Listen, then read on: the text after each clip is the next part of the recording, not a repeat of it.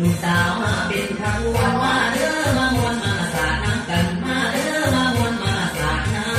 ำกัน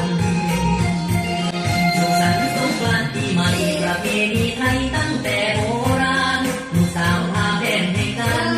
ลูกสาวรดน้ำให้กันสนุกสนานในวันสงกรานต์สนุกสนานในวันสงกรานต์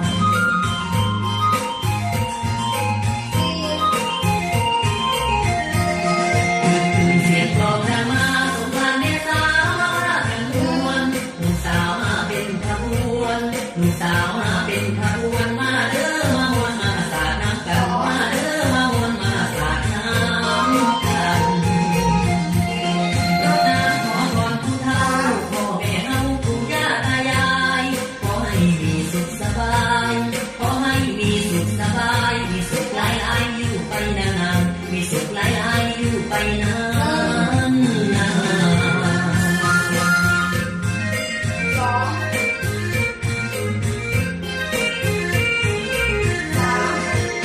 เสียงกลองดังมาสงกรานต์เนตามาพากันมวนลูกสาวมาเป็นขบวนลูกสาวมาเป็นขบวนมาเด้อมามวนมาสาดน้ำกันมาเด้อมามวนมาสาดน้ำกัน